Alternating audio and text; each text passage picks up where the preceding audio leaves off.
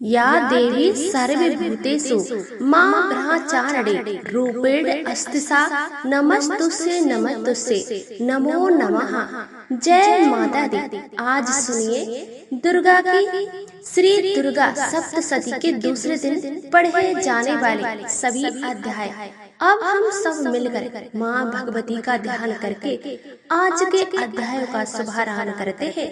मैं कमल के आसन पर बैठी हुई प्रसन्न मुख वाली महिषासुर मर्दानगी भगवती महालक्ष्मी जी का भजन करती हूँ, जो अपने हाथों में अक्षमाला, फरसा, गधा, बाण, वृक्ष, महाधनुष, कुटिंगा, दंड, शक्ति, खंडंग, ढाल, शक, खटा, मधु पात्र, शूल, पास और चक्र धारण करती है।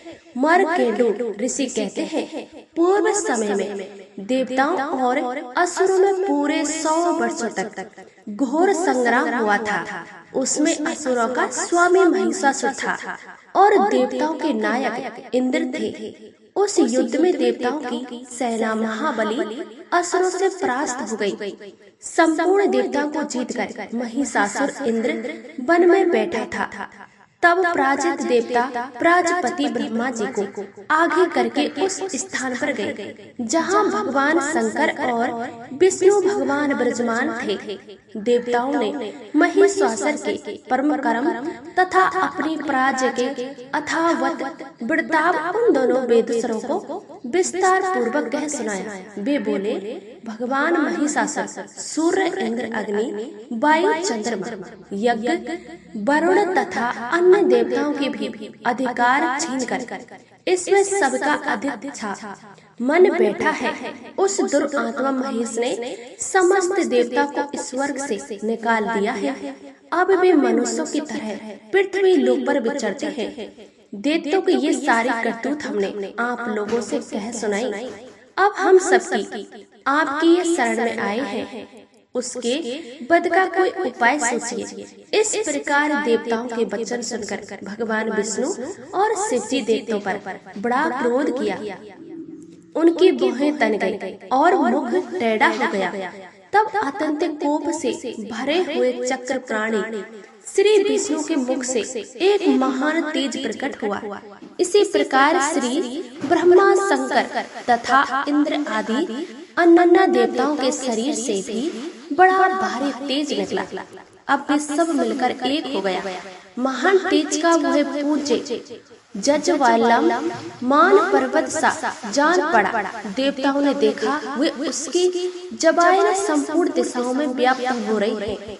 संपूर्ण देवताओं के शरीर से प्रकट हुई उस तेज की कहीं तुलना नहीं थी। एक नेत्र होने पर वह एक नारी के रूप में प्रकट हो गई और अपने प्रकाश से तीनों लोकों में व्याप्त जान पड़ा। भगवान शंकर का जो तेज था उससे उस देवी का मुख प्रकट हुआ। यमराज जी के तेज से उनके सिर पर बाल निकल आए। श्री विष्णु भगवान के तेज से उसकी भुजाएं उत्पन्न हुई। चंद्रमा के तेज से दोनों स्तनों का और इंद्र के तेज से माध्य भाग का प्रादुर्भाव हुआ। वरुण के तेज से जघा और पिंडली तथा पृथ्वी के तेज से विद्या भाग प्रकट हुआ। ब्रह्मा जी के तेज से दोनों चरण और सूर्य के तेज से उनकी अंगुलियां हुई। वसुओं से तेज से हाथों की अंगुलियां और कुबेर के तेज से नासिका प्रकट हुई। उस देवी के दैत्य प्रजापति के तेज से और तीनों नेत्र अग्नि के तेज से प्रकट हुए थे। उसकी सेब संध्या के और कान वायु के तेज से उत्पन्न हुए थे। इसी प्रकार अनन्य देवताओं के तेज से भी उस कल्याणमयी देवी का आविर्भाव हुआ। इसके बाद समस्त देवताओं के तेजा पुंज से प्रकट हुई। देवी को देखकर महिषासुर के सताए हुए देवता बड़े प्रसन्न हुए। पीनाकधारी भगवान शंकर ने अपने शूल से एक शूल निकालकर उन्हें दिया। भगवान विष्णु ने भी अपने चक्र से चक्र उत्पन्न करके भगवती को अर्पण किया। अर्पण कर दिया। वरुण ने भी शंख भेंट किया। अग्नि ने भी उन्हें शक्ति दी और वायु ने धनुष तथा बाण से भरे हुए तरक्षक प्रदान किए। हस्त्र नेत्रों वाले देवराज इंद्र ने अपने ब्रज से ब्रज उत्पन्न करके दिया। ऐरावत हाथी से उतारकर 1 घंटा भी प्रदान किया। यमराज ने काल दंड से दंड वर्णाने पास प्रजापति ने इस कंडक माला और ब्रह्मा जी ने कमंडल भेंट किया। सूर्य ने देवी के समस्त रोम कोपों में अपनी करुणा का तेज भर दिया। काल ने उन्हें चमकती हुई ढाल और तलवार दी। क्षीर सागर ने उज्ज्वल हार तथा कभी जिक्र न होने वाले 2 दिव्य वस्त्र भेंट किए और हाथ ही उन्होंने दिव्य चुंडामणि 2 कुंडल कड़े उज्ज्वल अर्धचंद्र सब बाहों से उनके लिए केवल दोनों चरणों के लिए निर्मल नपर गले की सुंदर हसली और सब उंगलियों में पहनने के लिए रत्नों बनी अंगूठियां भी दी। विक्रकर्मा ने उन्हें अत्यंत निर्मल भरसा भेंट किया। साथ ही अनेक प्रकार के अस्त्र और अभेद कवच दिए। उनके सिवा मस्त और वक्ष स्थल पर धारण करने के लिए कभी न कुल माले वाले कमलों की मालाएं दी। जल आदि ने उन्हें सुंदर कमल का फूल भेंट किया। हिमालय ने सवारी के लिए तथा तरह तरह के रत्न समर्पित किए। धान्य धात्य कुबेर ने मधु से भरा पान पात्र और संपूर्ण नागों के राजा शेष ने जो इस पृथ्वी को धारण करते हैं उन्हें बहुलमय मंडियों से आभूषित नाग भेंट किया। इस प्रकार अन्य देवताओं ने भी आभूषण और शस्त्र अस्त्र देकर देवी का सम्मान किया। इसके बाद उन्होंने बारंबार अट्टाहस पूर्वक उच्च स्वर से गर्जना की। उनके भय नाद से संपूर्ण आकाश गूंज उठा। देवी का एक अत्यंत उच्च स्वर से किया सेहंत कहीं समा नहीं सका। आकाश उसके सामने लघु प्रतीत होने लगा। उससे बड़े चोर की प्रतिध्वनि हुई जिससे संपूर्ण विश्व में हलचल मच गई और संपूर्ण कांप उठे। पृथ्वी डोलने लगी और समस्त पर्वत हिलने लगे। उस समय देवताओं ने अत्यंत प्रसन्नता के साथ सिंह वाहिनी भवानी से कहा, हे देवी आपकी जय हो। साथ ही महा ऋषियों ने भी शक्ति भाव से विनम्र होकर उनका स्तवन किया। संपूर्ण त्रिलोकी की शोभग्रस्त देखकर दैत्यांग अपनी समस्त सेना को कवच आदि से सुजृत कर हाथों में हथियार लेकर सहसा उठकर खड़े हो गए। उस समय महिषासुर ने बड़े क्रोध में आकर कहा, आहा ये क्या हो रहा है। फिर वह संपूर्ण असुरों से घिरकर उस सहनाथ की ओर लक्ष्य करने दौड़ा और आगे पहुंचकर उसने देवी को देखा जो अपनी प्रभा से तीनों लोगों को प्रकाशित कर रही थी। उनके चरणों में बाहर से पृथ्वी दबी जा रही थी। माथे के मुकुट से आकाश में रेखा सी खींच रही थी और वे अपनी धस की टकार से सातों पातालों को और चुम्बन दिए थे। अपनी हजारों भुजाओं को संपूर्ण दिशाओं को आच्छादित करके खड़े थे। इसके बाद उनके हाथे दे तो उद छिड़ा नाना प्रकार के अस्त्र शस्त्रों के प्रहार से संपूर्ण दिशाएं उत्तासित होने लगी। चिकोर नामक महान असुर महिषासुर का सेनायक था। वे देवी का साथ युद्ध करने लगा। अन्य देवताओं की चंद्रकर्णी सेना तथा साथ में लेकर चमार लड़ने लगा और 60,000 रस्सियों के साथ आकार उग्रदन नामक महादैत्य ने लुभा लिया। 1 करोड़ रस्सियों को साथ लेकर महासुर नामक दैत्य युद्ध करने लगा जिसके रोए तलवार के सामान तीखे थे। असिलोमा नाम का महोदय 5 करोड़ रथी सैनिकों सहित युद्ध में आ डटा। 60 लाख रस्सियों से घिरा हुआ बाकल नामक दैत्य भी उस युद्ध में भूमि में लड़ने लगा। परिवारिक नाम राक्षस हाथी सवार और घुड़सवारों के अनेक दल तथा 1 करोड़ रथों की सेना लेकर युद्ध करने लगा। बिंडाल नामक दैत्य 5 अरब रस्सियों से गिरकर लोहा लेने लगा। इनके अतिरिक्त और भी हजारों महादैत्य रथ हाथी और घोड़ों की सेना हाथ लेकर पर देवी साथ युद्ध करने लगे। इसमें महिषासुर उस रणभूमि में कोटि कोटि हस्त्र रथ हाथी और घोड़ी की सेना में घिरा हुआ खड़ा था।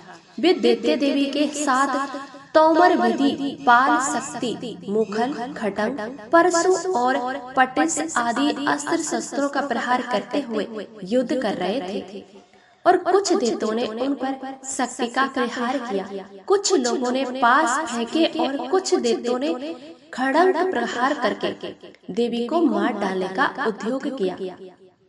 देवी ने क्रोध में भरकर खेल खेल में ही अपने अस्त्र शस्त्रों की वर्षा करके दैत्यों के वे समस्त अस्त्र और शस्त्र काट डाले। उनके मुख पर परिश्रम खा थकावट का रच मात्र भी चिन्ह नहीं था।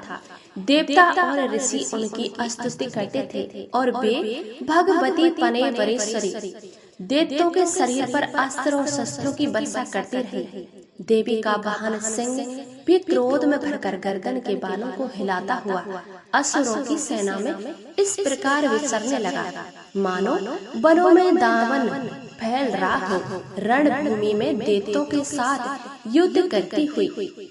अबिका देवी ने जितने विश्वास छोड़े वे सभी तत्काल सैकड़ों हजारों गणों के रूप में प्रकट हो गए और परशुद, विधि, पाल, खड़ंग तथा पटिस आदि अस्त्रों द्वारा असुरों का सम्मान करने लगे। देवी की शक्ति से बड़े हुए वे गण असुरों का नाश करते हुए नगड़ा और शंख आदि बाजे बजाने लगे।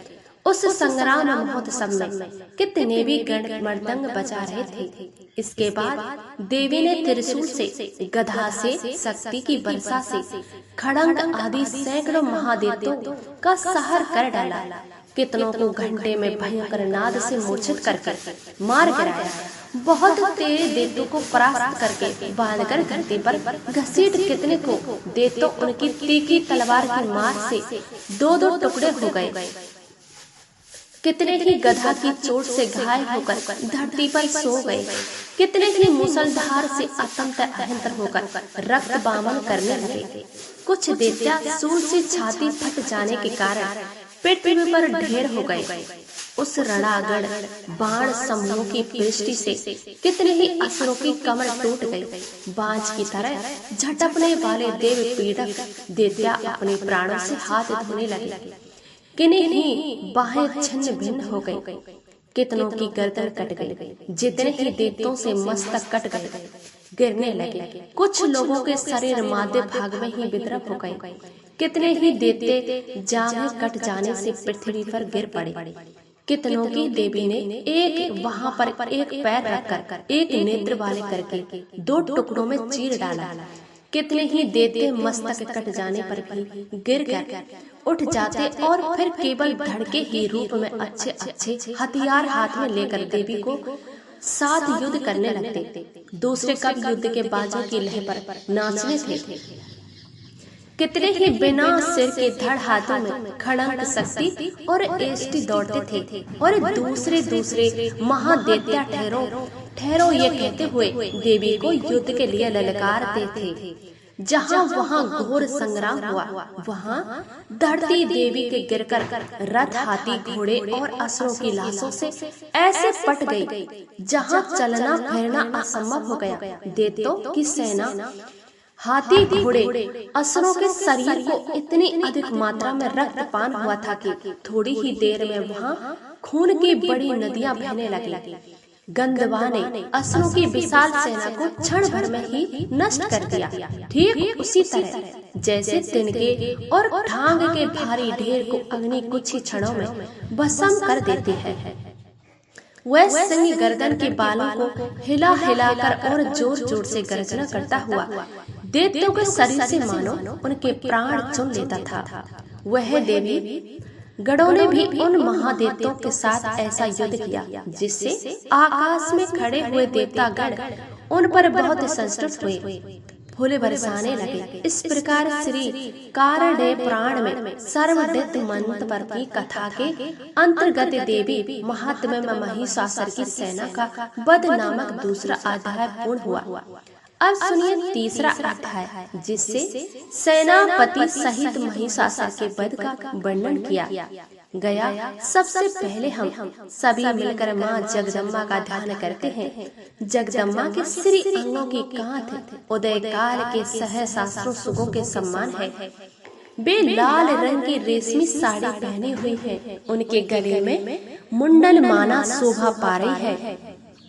दोनों स्तनों पर चंदन का लेप लगा है। वे अपने कर कमलों में जप मालिका, विद्या और अभय तथा वर नामक मुद्राएं धारण किए हुए हैं। ये तीनों नेत्र से शोभित मुखरवद की बड़ी शोभा हो रही है। उनके मस्तक पर चंद्रमा के हाथ ही रक्त मुकुट बंधा है और वे कमल के आसन पर विराजमान है। ऐसी देवी को मैं शक्ति पूर्वक प्रणाम करती हूँ। मार्कंडेय ऋषि कहते हैं, दैत्यों की सेना इस प्रकार तहस नहस होती है। देख, महादेवता सेनापति ससुर क्रोध में भरकर अविका देवी से युद्ध के लिए आगे बढ़ा। अगर असुर रणभूमि में देवी के ऊपर इस प्रकार वर्णों की वर्षा करने लगा, जैसा बादल मेरुगिरी शिखर पर पानी की धार बरसा रहा हो, तब देवी ने अपने बाणों से उसके बाण समूह को अनाय ही काट कर उनके घोड़ों पर सारथी को भी मार डाला। साथ ही उनके धनुष तथा अत्यंत ऊंची ध्वजा को भी तत्काल काट गिराया। धनुष कट जाने पर उसके अंगों को अपने बाणों से बिध डाला। धनुष, रथ, घोड़े और सारथी को नष्ट हो जाने पर वह असुर ढाल और तलवार को लेकर देवी की ओर दौड़ा। उसने तीखी धार वाली तलवार से सिंह मस्तक पर चोट करके देवी की भी बाई भुजा में बड़े वेग से प्रहार किया। राजन, देवी के वहां पर पहुंचते ही वह तलवार टूट गई और फिर क्रोध लाल आंखें करके उस राक्षस ने शूल हाथ में लिया। उसे उस महादेवता ने भगवती भद्रकाली के ऊपर चलाया। वह शूल आकाश से गिरते हुए सूर्य मंडल की भक्ति अपने तेज से प्रज्वलित हो गई। उस शूल को अपनी ओर आते देख शूल पर प्रहार किया। उसके राक्षस के शूल के सैकड़ों टुकड़े हो गए। साथ ही महादेवता चित्रसुर की भी धज्जियां उड़ गईं और वह प्राणों से हाथ धो बैठा। महिषासुर के सेनापति उस महापराक्रमी चतुर के मारे जाने पर देवताओं को पीड़ा देने वाला चमार हाथी पर चढ़कर आया। उसने देवी के ऊपर शक्ति का प्रहार किया, किंतु जगदम्बा ने उसके अपने हुंकार से ही आहत और निष्प्रभ करके तत्काल पृथ्वी पर गिरा दिया। शक्ति टूटकर गिरी हुई देख चमार को बड़ा क्रोध हुआ। अब उन्होंने शूल जलाया, किंतु देवी ने उसे भी अपने बाणों द्वारा काट डाला। इतने में ही देवी का सिंह उछलकर हाथी पर मस्तक पर चढ़ बैठा। उस दैत्य के हाथ खूब जोर ललकार बहु युद्ध करने लगा। वे दोनों लड़ते लड़ते हाथी से पृथ्वी पर आ गए और अत्यंत क्रोध में भरकर एक दूसरे पर बड़े भयंकर प्रहार करते हुए लड़ने लगे। इसके बाद सिंह बड़े वेग से आकाश की ओर उछला और उधर से गिरते समय उसने पंजों की मार से चमार का सिर धड़ से अलग कर दिया। इसी प्रकार उद्रग भी शिला और वृक्ष आदि की मार खाकर रणभूमि में देवी हाथों मारा गया तथा कराल भी दांतों, मुस्के और थपड़ी की चोट से धराशायी हो गया। क्रोध में भरी हुई देवी ने गधा की चोट से उद्धत का चूमर निकाल दिया। भिड़ी बाल से बक्सखल और बाणों से धर्म को आखंड होड़ मौत के घाट उतार दिया। तीनों नेत्रों वाले पनवेश्वर ने त्रिशूल के अग्रसर उग्रवीर तथा महू नामक दैत्य को मार डाला। तलवार की चोट से विकराल के मस्तक को धड़ से काट गिराया। दुर्लभ और मुखंद इन दोनों भी अपने बाणों से यमलोक में भेज दिया। इस प्रकार अपनी सेना का सहार होता देख महिषासुर ने भैंसे का रूप धारण करके देवी के गणों को शास्त्र देना आरंभ किया।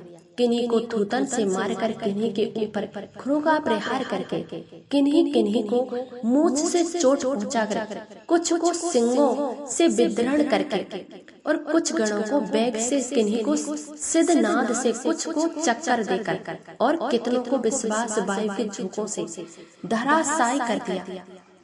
इस प्रकार गणों की सेना को गिराकर हुए असुर महादेवी को सिंह को मारने के लिए झपटा। इसके जगदम्बा को बड़ा क्रोध हुआ। उधर महाकर्मी महिषासुर भी क्रोध में भरकर धरती को खुरों से खोदने लगा और अपने सिंगों से उजेऊ पर्वत को उठाकर फेंकने और गजगने लगा। उसके बैग से चक्कर देने वाले कारगर पृथ्वी सुमत को फटने लगी। उसकी मोच से टकराकर समुद्र सब ओर से धरती को डुबोने लगा।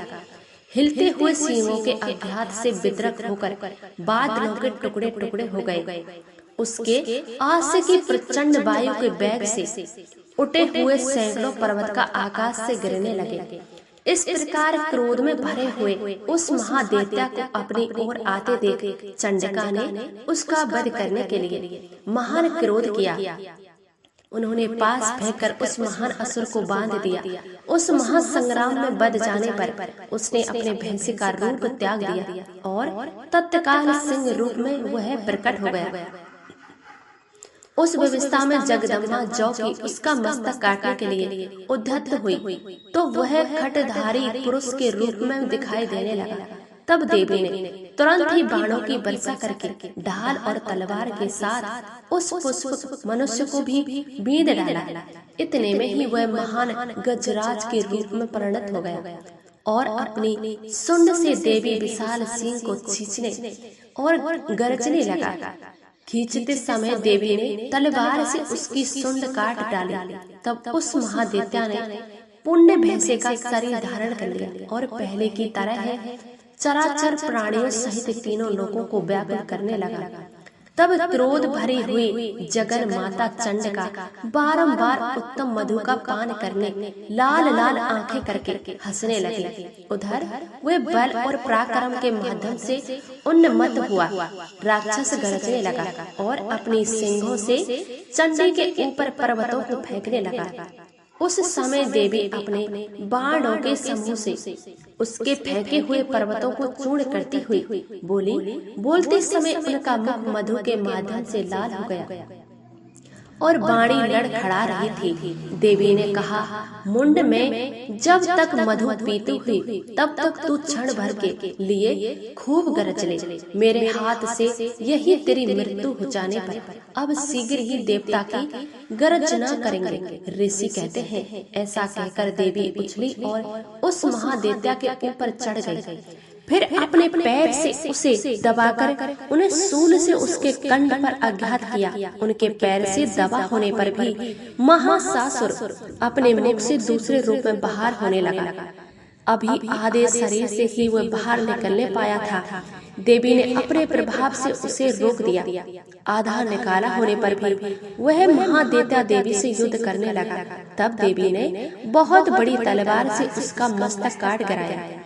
फिर तो हाहाकार करती हुई देवताओं की सारी सेना भंग हो गई और संपूर्ण देवता अत्यंत प्रसन्न हो गए। तब देवता ने देव महर्षि के साथ दुर्गा देवी का स्थान किया। गंधर्व राज गाने गाने लगे और अप्सराएं नृत्य करने लगी। जय माता दी।